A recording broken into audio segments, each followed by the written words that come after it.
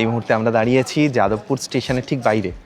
আজকে আমরা যাব যাদবপুরেরই সাউথ সিটির কাছে একটা ক্যাফেতে, এবং সবচেয়ে মজার ব্যাপার হচ্ছে আমারই বন্ধুর একটা ক্যাফে। চলো যাওয়া যাক।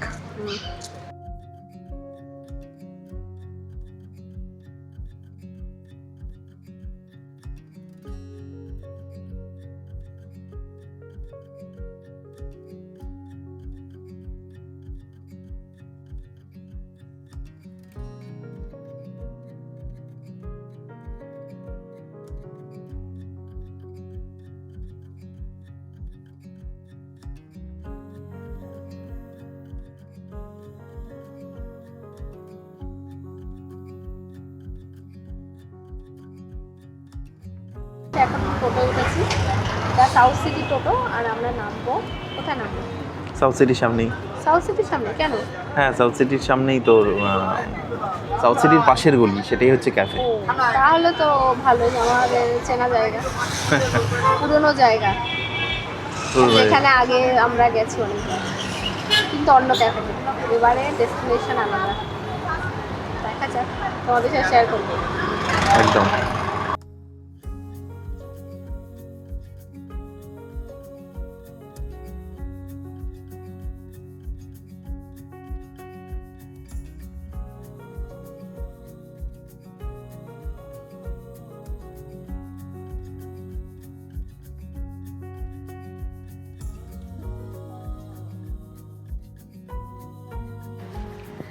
আমরা এসে পৌঁছে গেছি সাউথ সিটির একদম কাছাকাছি।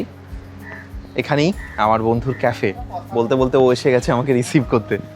এসো এসো নবনীতা, বহুদিন পর দেখা, এবং রিসেন্টলি ক্যাফে ওনার। এটা একটা দারুণ উদ্যোগ। আমাদের সবারই একটা ইচ্ছে থাকে, একটা হোমস্টে হোক, একটা ক্যাফে হোক। খুব ভালো লাগছে, ফাইনালি এসেছি। আমরা নামলাম এই একদম সাউথ সিটির একদম পাশের গলিটা। তো এখানে প্রচুর ক্যাফে আছে, মানে এই জায়গাটা আমাদের, এটা কিন্তু অ্যাকচুয়ালি ক্যাফের জন্যই এই জায়গাটা বিখ্যাত। এবং সবচেয়ে বড় কথা, এখানে প্রচুর কম দামে দারুণ দারুণ খাবার পাওয়া যায়, স্ট্রিট ফুডস। এবং ফাইনালি আমরা নবনীতার ক্যাফেতে চলে এসেছি। ক্যাফের নাম গুমটি লিফ। আচ্ছা, আমরা পাহাড়ে গেলে কিন্তু এই গুমটি ব্যাপারটা খুব, মানে গুমটি চায়ের দোকান, এটা তো বাঙালির খুব পরিচিত একটা শব্দ। একদম গুমটি চায়ের দোকানে চা খেয়ে আসা, ছোট্ট একটা নুক্কার কি চায় যেরকম হিন্দিতে বলা হয়, এক্স্যাক্টলি সেম জিনিসটা আমরা এখানটা এসে পৌঁছেছি। গুমটি লিফ, সুন্দর, মানে বাঙালিয়ানার সঙ্গে আর একটু মডার্নের কম্বিনেশন। আগে সাউথ সিটি আসতাম, তো তার পাশের গুলি তো অবশ্যই আসতেই হবে, আর সেটা স্পেশালি খাওয়ার জন্য। আর সবচেয়ে বড় কথা হচ্ছে, দেখো আমরা সস্তায় খাবার খোঁজার জন্যই এখানে আসতাম। To be very honest, south সিটিতে আসা মানে এই নয় যে আমাদের কাছে প্রচুর টাকা আছে, সবসময় ফুড কোর্টে খাওয়াটা পসিবল নয়। সো আমরা টুক করে এই গলিতে আসতাম 50 টাকায়, 40 টাকায় এখানে দারুণ ফ্রাইড রাইস, চিলি চিকেন পাওয়া যায়, অনেক কিছু পাওয়া যায়। যে ক্যাফেগুলো আছে প্রত্যেকটা ক্যাফে অ্যাফোর্ডেবল, হ্যাঁ, এবং ভালো। এই ক্যাফেটা আমার মনে হচ্ছে আমাদের তো বাইরে থেকে বেশ ভালো লাগছে, নতুন হয়েছে। এখন দেখা যাক ভেতরে গিয়ে। চলো আমরা একবার দেখাই। আমাদের বেশি কথা না শুনে আমরা চটপট ক্যাফেটাতে ঢুকি। এই যে গুমটি লিফ।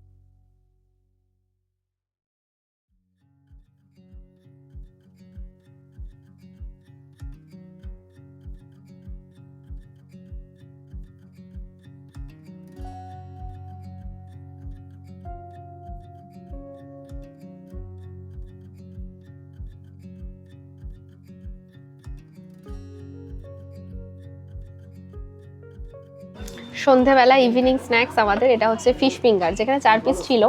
দেখতেই পাচ্ছ যে অলরেডি 3 পিস কিন্তু আমাদের খাওয়া হয়ে গেছে। খুবই ভালো টেস্ট, আর এটার দাম কিন্তু 129 টাকা মাত্র।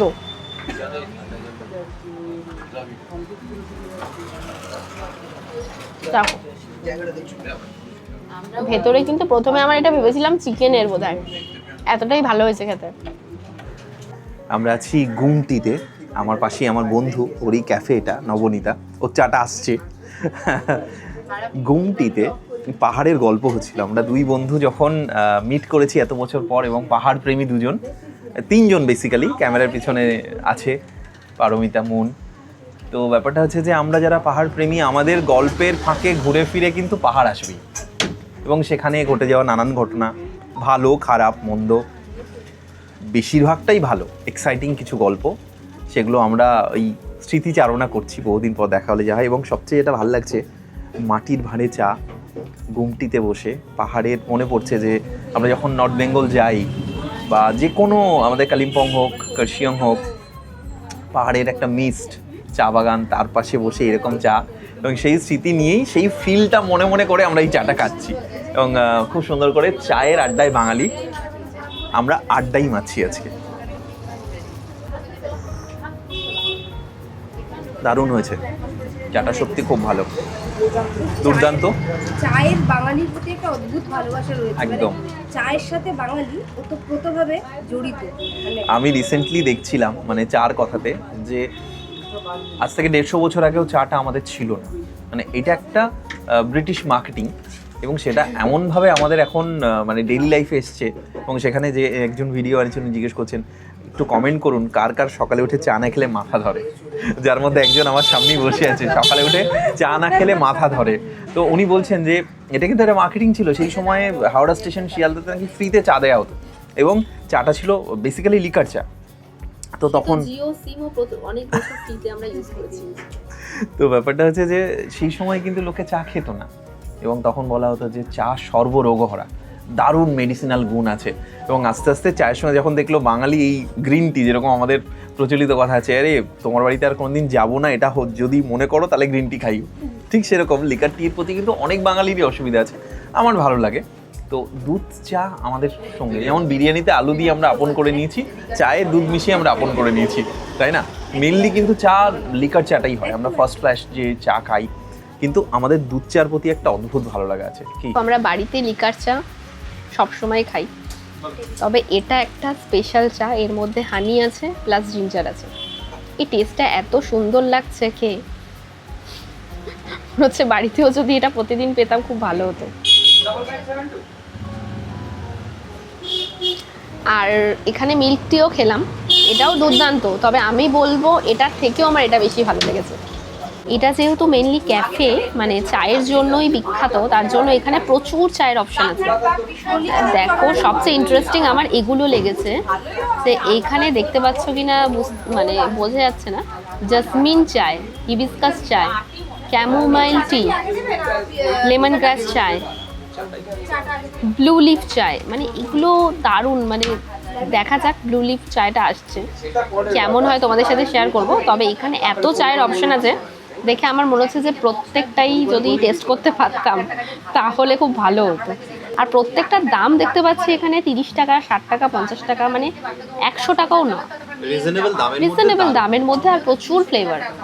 এটা একটা মানে ভ্যারিয়াস অপশন রয়েছে। দেখিয়ে দাও, সেই জন্যই প্রচুর ক্রাউড। আমরা লাস্ট 1.5-2 ঘন্টা এখানে আড্ডা মারছি, হ্যাঁ, এবং ফাঁকা যাচ্ছে না একদমই, মানে ফাঁকা হচ্ছে না কখনোই, প্রচুর ভিড় সারাক্ষণ।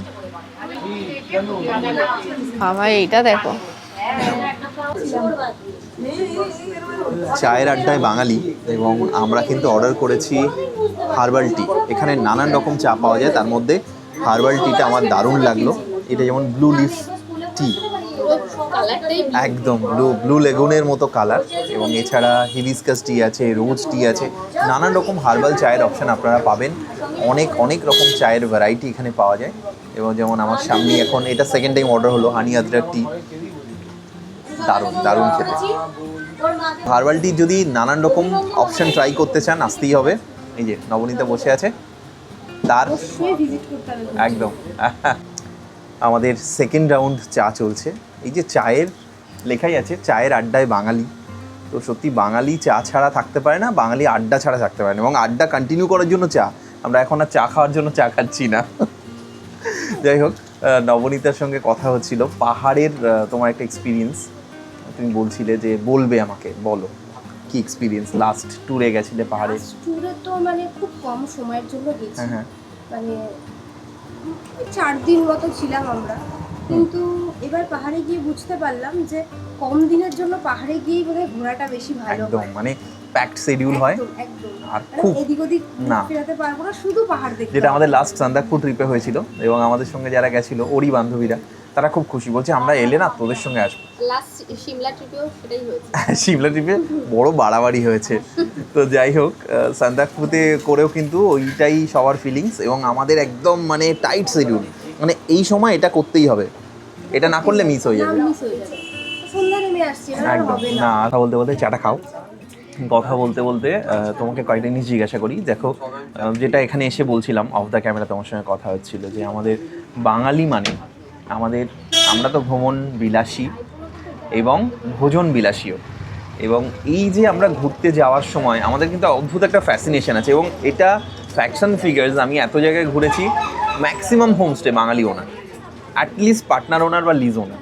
তো আমাদের মনে হয় বাঙালিদের মনে কোথাও একটা সুপ্ত ইচ্ছা থাকে যে আমার একটা ছোট্ট ক্যাফে হোক, একটা হোমস্টে হোক, একটা ছোট্ট হোটেল হলে তো দারুণ হয়। তো একটা স্বপ্ন তো পূরণ হয়েইছে। আমারই বন্ধু পরিচয় করাই নবনীতা। নবনীতা ভদ্র, ঠিক আছে, ভদ্রই। যাই হোক, এইটা কবে প্ল্যানিং আর কিভাবে হলো? কারণ আমরা তো কেউই এই মেন্টালিটির নই, যতদিন আমরা জানি যে আমরা সবাই চাকরিজীবী মেন্টালিটির, এবং তুমি একটা সময় চাকরি করতে, তারপর সবকিছু ছেড়ে এখানে কি করে, মানে কবে প্ল্যান হলো, কবে কি করলে? প্ল্যানিং বলতে আমাদের এটা প্রায় লকডাউনের আগে থেকে প্ল্যানিং, একটা কিছু করতে হবে একদম। চাকরির বাইরে বেরিয়ে বা থিয়েটারের বাইরে বেরিয়ে। একদম। যদিও বহু বছর থিয়েটার করেছি, ঠিক। গান নিয়ে পড়াশোনা, তো একটা কিছু করতে হবে। তো লকডাউনে সেটা আরো বেশি ফিল করা যে আজকে Source- যদি second source চাকরির of income, বাইরে হ্যাঁ। একটা কিছু থাকতো, তাহলে হয়তো এইভাবে বসে থাকতে হতো না, বা একদম। এই সময়টা এত বেশি খালি খালি লাগতো না। তো সেখান থেকে ধীরে ধীরে ধীরে ধীরে ভাবনাগুলো আস্তে আস্তে, এবং আমরা চা টেস্ট করতে থাকি বিভিন্ন জায়গায়। প্রথমেই ভাবনা ছিল চা, ফুড আমাদের মানে চা মাথায় নিয়ে আসেনি, কিছু একটা করবো।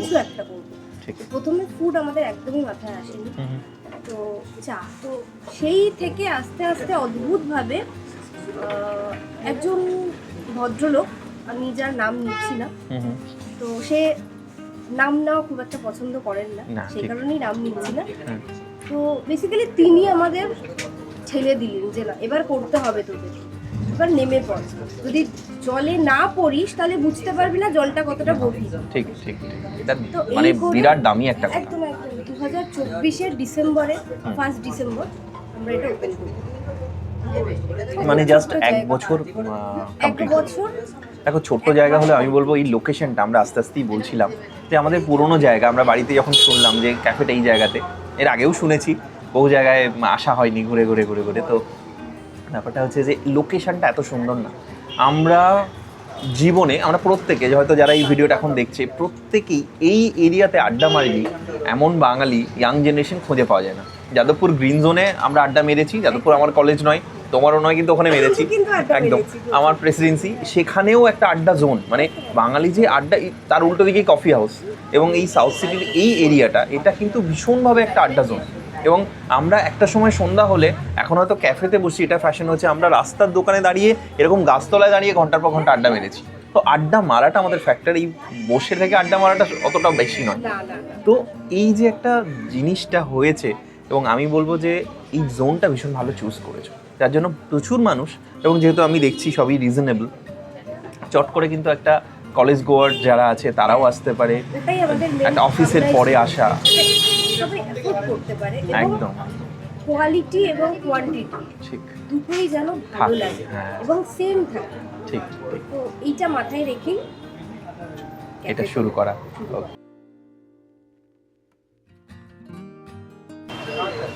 কর্ন চিজ পিজা, দারুণ টেস্ট, মানে এটা আমরা খেলাম, দুর্ধর্ষ হয়েছে খেতে, কি বলো? আমার তো কি বলবো, আমি যদি স্যান্ডউইচও খাই তাহলে আমি এইটাই নিই, একদম। Corn cheese sandwich. এটা আমাদেরও রয়েছে। কত দাম একটু বলো দাম? এটা 160। 160। মানে খুবই রিজনেবল। 4 পিসের যে পিৎজাটা, মানে আমরা সবসময় কি করি, বড় বড় ব্র্যান্ডের পিছনে ছুটি, ডমিনোস যাবো, কিন্তু এরকম মানে ক্যাফেতে আর এতটা অ্যাফোর্ডেবল প্রাইসে ভালো যে মানে রিজনেবল প্রাইসের মধ্যে এত ভালো যে টেস্ট, সত্যি অসাধারণ, দারুণ সত্যি। Thank you. তোমার যে কুক তাকে একদম দারুণ, 10-এ 10 দিলাম। হ্যাঁ, প্রথমে খেলাম কর্ন পিৎজা, সেটা তো দুর্দান্ত লেগেছে। আর এই চিকেন পিৎজাটা খাচ্ছি, কি বলবো, মানে দারুণ দারুণ, মানে পুরুলিয়াতে ওই বাপির ভাষাটা মনে পড়ছে, যত যাচ্ছে হাই লেভেল হয়ে যাচ্ছে। তো সেটা হচ্ছে কথা, অসাধারণ খেতে হয়েছে, টেস্ট মানে দুর্দান্ত, একদম লোডেড চিজ, যার জন্য বোধহয় টেস্টটা আরও এত এনহ্যান্স করেছে। এটার দাম 200 টাকা, ওটার দাম 160 টাকা। তোমরা যেটা ইচ্ছা সেটাই নিতে পারো। আমি রেকমেন্ডেড দুটোই করতে পারি, কারণ আমার ভেজ খুব ভালো লাগে। যাদের ভেজ খুব পছন্দ করো তারা ওটা নাও, দুর্দান্ত খেতে। আর যারা একদম মনে করো যে ভেজ চলে না, সেক্ষেত্রে এটা নাও, দারুণ, দুটোই দারুণ, অসাধারণ। ক্যাফেটা খুলে যায় সকাল 11টায় আর এটা বন্ধ হয় রাত 10টায়। সবচেয়ে বড় কথা, পিৎজাগুলো খেতে গেলে কিন্তু খুব সাবধানে খেতে হবে, কারণ চারিদিকে লেগে যাচ্ছে। খুব ভালো, এত সুন্দর টেস্ট, এত ওয়েল ব্যালেন্সড। এটা অ্যাকচুয়ালি চিজের জন্য হয়, তবে চিজ যত থাকবে তত খেতে তত বেশি টেস্ট হয়। কেমন এক বছরের এক্সপিরিয়েন্স তার কেমন? মধ্যে, সবচেয়ে বড় কথা, খারাপ প্রচুর লাগা আছে, মানুষ, ভালো লাগা আছে, প্রচুর মানুষের সাথে পরিচয় হয়েছে। হয়েছে। যেটা আমার ঘুরতে গিয়ে ফিল হয় যে সত্যি কথা বলতে, ওই যে তুমিও বলছিলে টাকা পয়সা সেইভাবে কত আসছে যাচ্ছে সেটা পরের কথা, ঘুরতে গিয়েও তাই, সব ব্যাংক তো জিরোই হয়ে থাকে, মাইনাসে থাকে, শুধু ঘুরতে বাট গিয়ে। এই যে এত মানুষের সঙ্গে পরিচয় হয়, এটা কিন্তু একটা বিরাট পাওয়া। এবং প্রত্যেকটা সন্ধ্যা তুমি দুর্দান্ত কাটাচ্ছ। এটা তোমার যেমন মনে হয়, তুমি বলো যে বলছিলে ঘুরতে যাওয়ার ভিডিও দেখলে, কি বলছিলে বলো? না মানে এটা হয় না যে কারোর ঘুরতে যাওয়ার ভিডিও দেখলে, এবং আবার বিশেষ গেল। করে তোমার ভিডিও দেখে ঘুরতে চলে গেল, একদম, এই বাবা আমি কবে যাব। আমার কিন্তু এখানে এসে সেইটা হচ্ছে যে প্রত্যেকটা সন্ধ্যা ও দুর্দান্ত কাটাচ্ছে, তাই না বলো? এটা কিন্তু এত মানুষের সঙ্গে নতুন নতুন গল্প, কিছু না কিছু মানে সেই যে আমরা বাড়িতে বোরিং একটা ব্যাপার, হার্ডলি কি আইপিএল চলছে, লোকে দেখে, সিরিয়াল দেখে, এছাড়া তো কিছু নয়, বাড়ি বসে গল্প, বাট এই একটা পরিবেশটা কিন্তু দুর্দান্ত। ফলসের ওখানে গিয়ে শুধু জলের আওয়াজ, সামনে আকাশ, সাথে গাছপালা, এবং ওখানে পাহাড় কেটেই একটা রাস্তা, যেখানে পাশাপাশি দুটো পা তো ফেলা যাচ্ছেই না, এবং পাহাড়কে ধরে ধরে এগিয়ে গিয়ে আমরা ঝর্ণার কাছে পৌঁছাচ্ছি। বিষয়টা এরকম, ভীষণ সুন্দর। ইন্দ্রাণী ফলসের নাম আমি শুনেছি, মানে ভীষণ অনেকেই বলেছে। সুন্দর। এবারে আসার সময় তো আমাদের বলছিল যে আপনারা ওখানে যাননি। হ্যাঁ হ্যাঁ, সত্যি ভীষণ সুন্দর। আমরা 6-7 জন ওখানে ছিলাম, এবং প্রত্যেকে না ওখানে গিয়ে কেউ গল্প করছে না, ওখানে গিয়ে সবাই অবাক হয়ে শুধু দেখছে, ফিল করছে যে এই প্রকৃতির মাঝে থাকার এই একটা এই মজাটাই আলাদা। যে তখন মনে হচ্ছে কলকাতা ছেড়ে পাহাড়ে গিয়ে থাকি। সত্যি কথা বলতে এই ধরনের জায়গাগুলোতে গেলে না আমাদের মনে হয় যে এটার জন্যই বোধহয় বেঁচে আছি। একদম একদম। ভালোই কাটলো আজকে সন্ধেটা, পুরনো বন্ধুর আড্ডা সবসময় ভালো লাগে, হ্যাঁ তাই না? দারুণ। আর অনেক কিছু মনে পড়ে গেল এই জায়গাটা, কারণ এখানে তো প্রচুর এসেছি একটা সময়, এখন নিশ্চয়ই আমাদের মানে কাজের জন্য এখন আমরা আসা হয় না, তো এই ক্যাফেটার জন্য আমাদের সেই সুযোগটা আবার হয়েছে এখানে আসার। দারুণ কাটলো আজকে সন্ধেটা, ইচ্ছা আছে এখানে আবার আসবো আর তোমাদের সাথে সেই গল্প আবার শেয়ার করব। আর তোমরাও যারা আসছো জানিও যে কেমন লাগছে তোমাদের এই ক্যাফে, আর এখানকার চা কফি কোনটা সবচেয়ে বেস্ট লাগলো, তোমরাও কমেন্টে নিশ্চয়ই জানিও। যদি আগে এসে থাকো সেটাও জানিও, যদি এরপরে প্ল্যান থাকে বা আসো, এখানকার খাবার চা কফি সবটাই জানিও কেমন লাগলো। ভালোই কাটালাম আজকে সত্যি। সন্ধেটা। রাস্তা, পুরনো কলকাতার গলি, পুরনো চেনা রাস্তা, চেনা জায়গা, সত্যি অসাধারণ লাগে। আর সেই সঙ্গে যদি সাথে বন্ধু বান্ধব থাকে, দুর্দান্ত কাটে সন্ধ্যাটা, যেটা আমরা এই গুমটি লিফ ক্যাফেতে কাটালাম। পাশেই সাউথ সিটি, এখানে আসবো আর সাউথ সিটি যাবো না, পাপ হবে, ঠাকুর পাপ দেবে, তাই না? তো অলরেডি আড্ডা মারতে মারতে কখন যে রাত হয়ে গেছে আমরা বুঝতে পারিনি। সেই 5টায় এসেছি, এখন 8টা বাজে, 8:30, 3 ঘন্টা 3.5 ঘন্টা কাটিয়ে ফেললাম।